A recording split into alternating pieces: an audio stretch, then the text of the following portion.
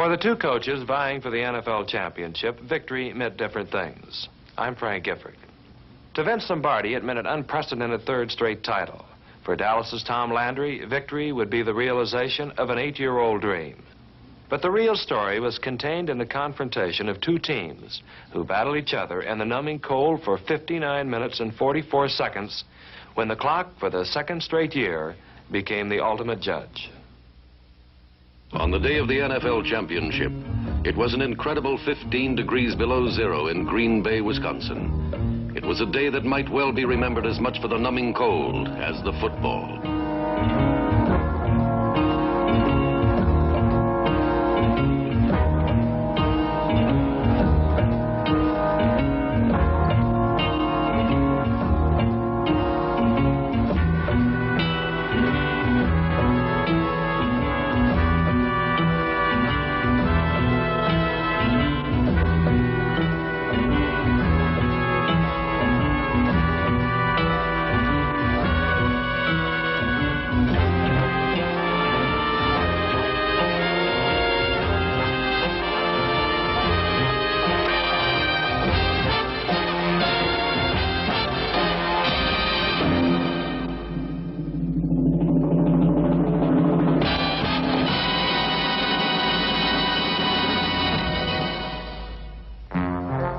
The frigid pall of winter is a way of life in Green Bay, and droves of Packer fans poured into Lambeau Stadium hours before game time.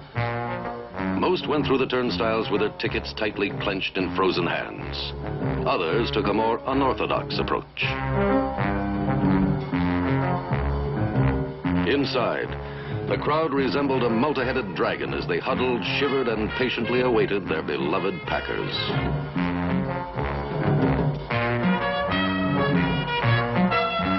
Dressed in the bright costumes of winter, Packer loyalists came well prepared to face the elements, as did the players, whose eerie appearance matched that of the fans.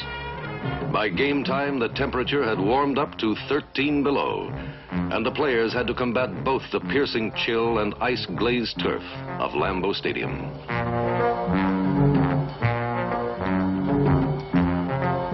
Even on the bench, the intense cold found them. Herded into bleak dugouts, the players waited grimly until it was time to return to the wars. But professional football players are a special breed. Men who manage to disdain and overcome the conditions that visibly affect their play. Conditions that would cause a receiver to drop a perfect pass or fumble a wind-blown punt. Timing and execution is crucial, even under ideal circumstances, and at times the slippery field betrayed both teams.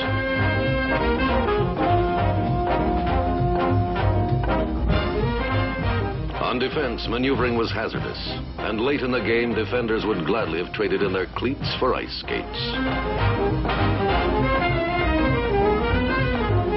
The receivers also found the footing treacherous. Changing direction was difficult, and coming back for a badly directed pass, impossible.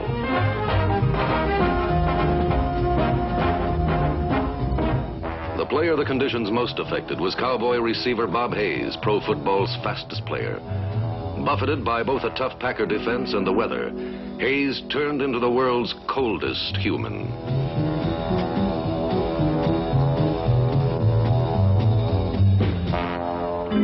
The stage was set. Conditions would dictate the strategy, but it would be the players who would decide the final outcome in pro football's coldest war.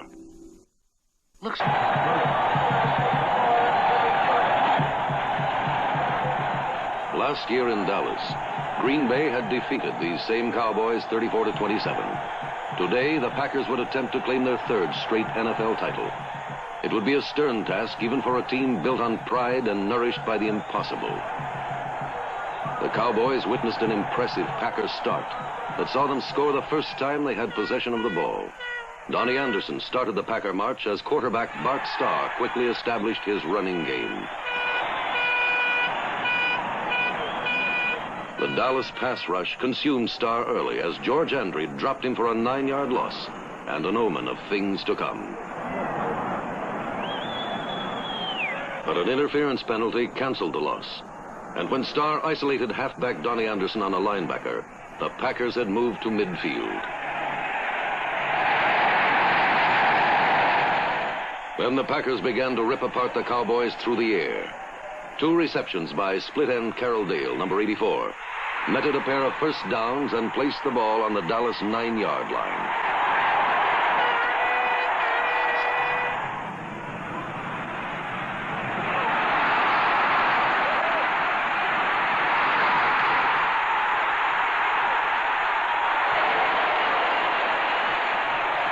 One play later, Boyd Dowler took a pass over the middle for a touchdown. To Packer backers, the quick score looked almost too simple. Bart Starr had decimated one of football's best defenses by, in effect, exploiting just one man's inexperience. Twice he had sent the crafty Dale to test young cornerback Mike Johnson, number 23. Dale beat him to the inside, then to the outside.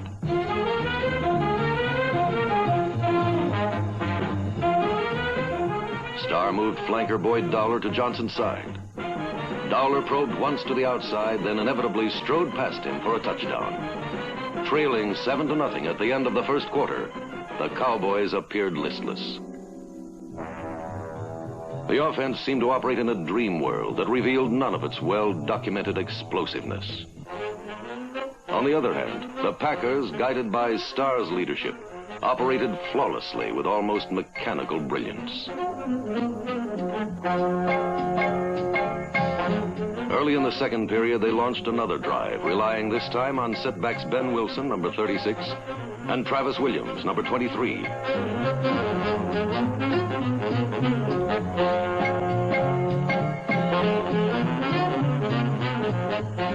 Green Bay found the right side of the Cowboy line vulnerable, and on 2 slants by Williams, they had hammered into Cowboy territory.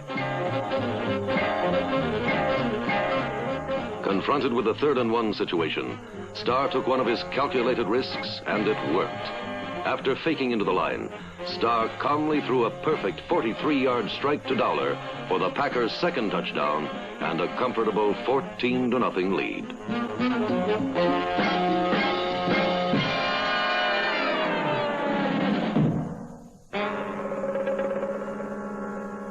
It was a dismal, discouraging day for Tom Landry until late in the second quarter. His offense still remained impotent and lackluster, but the slumbering Cowboy defense became aroused and began to seek out Starr and destroy him.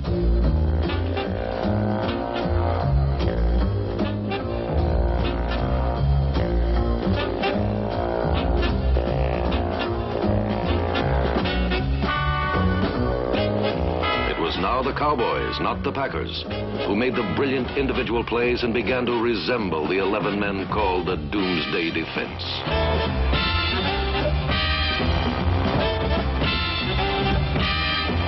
Suddenly, the polished Packer offensive machine ground to a halt. The constant pressure forced a fumble from the usually imperturbable Starr, whose first error was converted into a touchdown by the Dallas defense.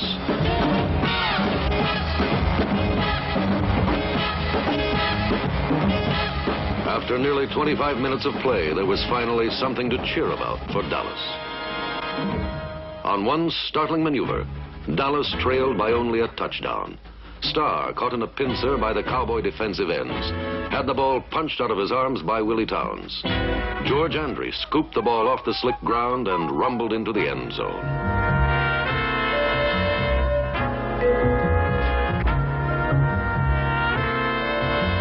Just before halftime, the Cowboys received their second break. Safety Willie Wood misplayed a punt, and Dallas recovered.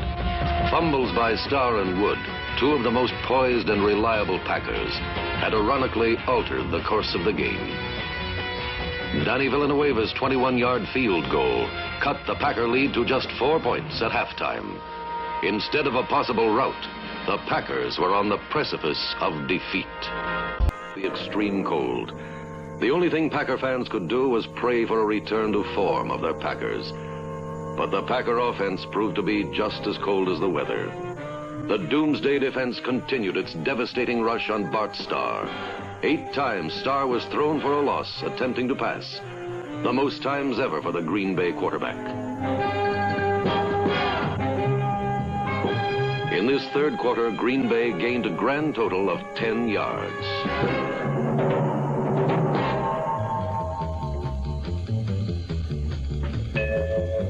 However, the essence of the third quarter was contained in 2 Dallas drives which ultimately failed for the same reason.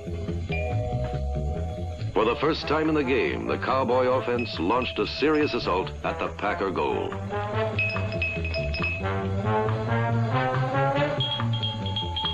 Directed by quarterback Don Meredith, the Cowboys began to attack the Packer flanks.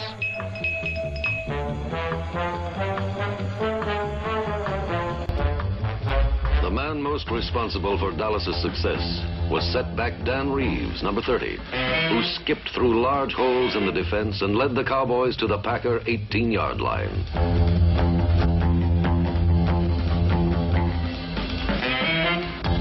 Then the Packer defense, which tantalizes opponents by giving them a taste of progress, allowing them so close yet so far, stiffened. They denied Reeves access to the outside and forced Meredith into a crucial 3rd and 14 situation.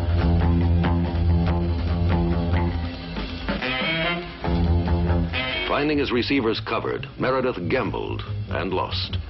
Hit by linebacker Leroy Caffey, Meredith fumbled, and the Packers recovered. Thus, the first drive ended in failure.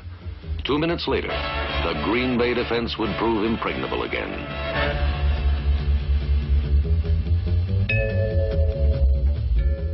Again, Reeves was the catalyst for the second drive. By running and receiving, Reeves gave Dallas its final scoring chance of the period. Dallas reached the Packer 32 and went no further. A blitz by Leroy Caffey buried Meredith for a huge loss and forced a futile field goal attempt by Danny Villanueva.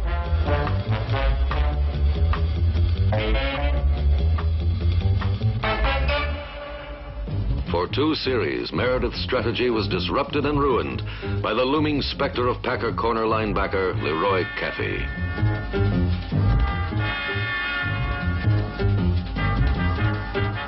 Caffey, number 60, had plagued Dallas all afternoon, but it was in the third quarter that he was the most destructive.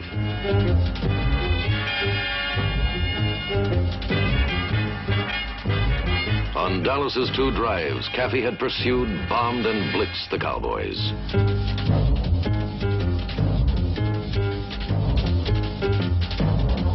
Dallas had dominated every phase of play in the third quarter, but couldn't manage a score.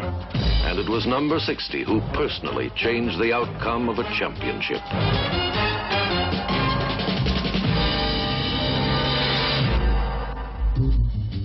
As the fourth quarter began, all seemed hopeless for Dallas. But they had persevered, and on the first play of the last quarter, they stunned Green Bay with an option pass from Dan Reeves to Lance Rensel for a touchdown.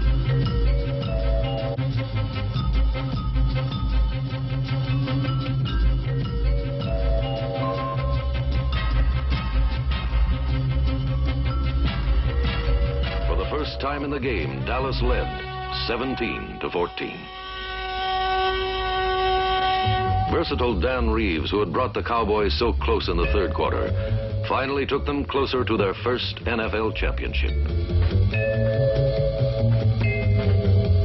Reeves had run through the Packers, had sneaked around them, and finally had thrown over them for the go-ahead score.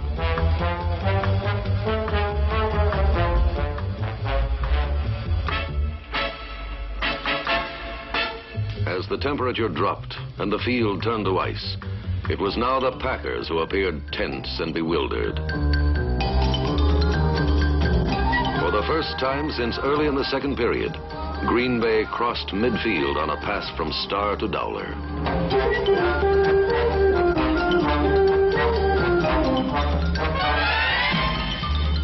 Primed for an upset, the Cowboy defense frustrated Starr's every effort and held the Packers for 3 straight downs.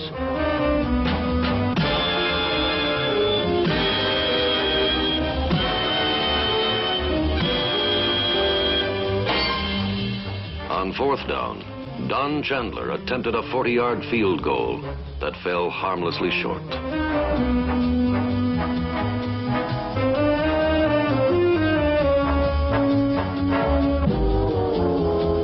9 minutes remained. To claim their first NFL title, Dallas had to score if possible. If not, they had to maintain possession of the ball. With the footing uncertain, Meredith stuck to the ground, using fullback Don Perkins, number 43, and Dan Reeves to run the Packers out of time.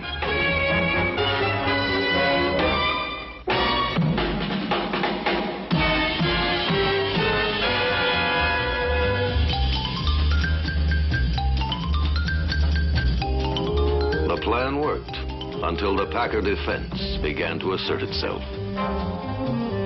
The rigid Green Bay defense trapped Reeves for a loss and forced Meredith into something he didn't want to do: pass.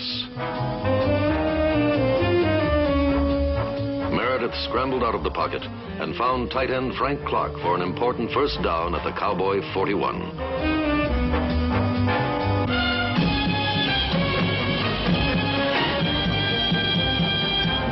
From the 41, attempted passes on second and third down failed, and the Cowboys were forced to relinquish the ball to Green Bay.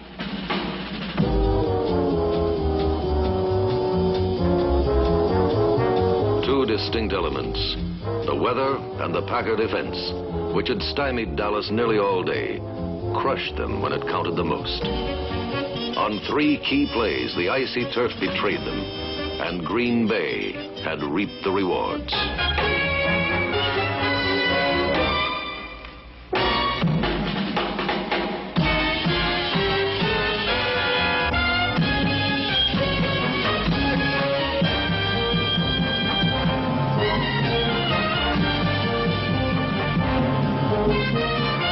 By failing to run out the clock, Dallas was forced to punt to Green Bay. They would allow the Packers 5 minutes to reclaim their destiny, an eternity in professional football.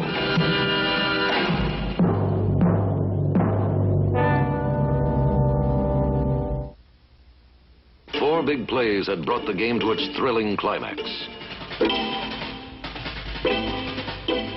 2 star-to-dollar touchdowns had given the Packers a quick 14-0 lead. But Dallas had rallied on a touchdown scored by their defense.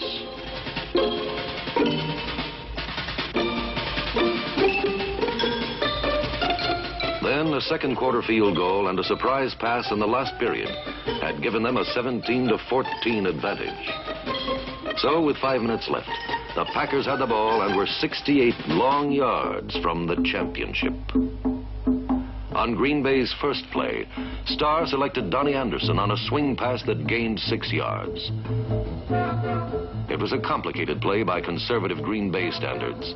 Starr first faked to both setbacks. Anderson, number 44, nonchalantly drifted into the flat. Starr, the master of deception, never looked Anderson's way until the last second when he unloaded his pass.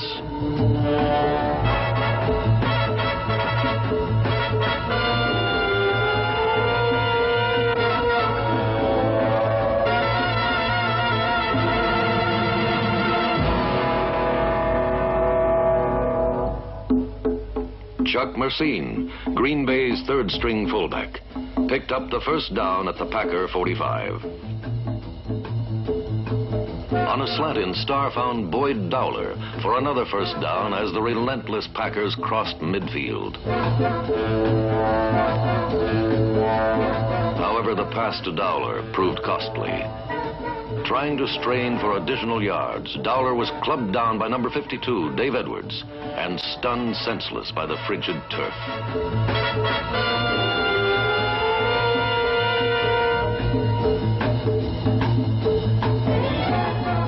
With Green Bay at their 42 and 3.5 minutes to play, the Cowboys' title dreams were seemingly crumbling away when their defense came up with its biggest play.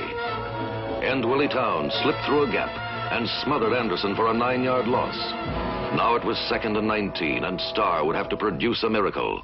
In fact, he would produce 2 of them. Now favoring his setbacks as receivers because of the slippery field, Starr threw to Donnie Anderson. On that last play, Anderson had concealed himself in the blocking shield, then sneaked out to the unprotected flat to gather in Starr's pass. The 13-yard gain made it 3rd and 7 at the Dallas 39. Only 2 minutes remained. For the 3rd time in the series, Starr connected with Anderson, who maneuvered 9 yards for the all-important first down and the second miracle. It was now a desperate race against time, and the clock mirrored the Cowboys' fate. With it 1st and 10 on the 30, Starr lofted a swing pass to Mercine, who fought his way 19 yards to the 11. More importantly, Mercine stepped out of bounds to stop the clock with 1 minute, 11 seconds to play. Mercine, who only 5 weeks ago was playing for a New York Giants farm team, crashed 8 yards closer to victory and NFL history. Donnie Anderson kept his footing and made it 1st and goal on the 1. With 35 seconds to play, the final Green Bay drive brought back memories of last year's championship game in Dallas. Trailing 34-27, the Cowboys had over 2 minutes in which to tie Green Bay and send that title game into overtime. In Dallas, it was not Vince Lombardi, but Tom Landry who suffered as time was running out.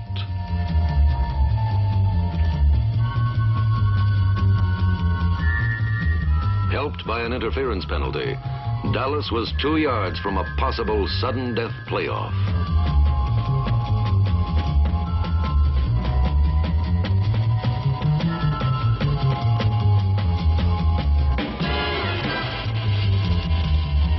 But the Cowboys fumbled away opportunity, and on 4th down with 1 chance left, Meredith's pass was intercepted to clinch a 34-27 victory for Green Bay.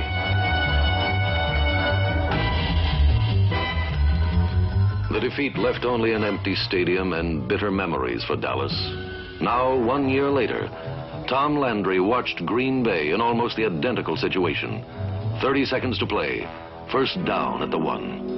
On 1st and 2nd down, the slick field caused Anderson to slip and Green Bay did not gain an inch.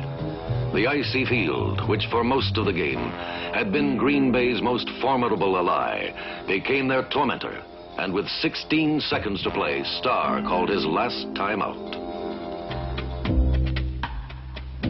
The determined Dallas defense, which had held the Packers scoreless for over 41 minutes, had to prevail for 1 more play, and the championship was theirs.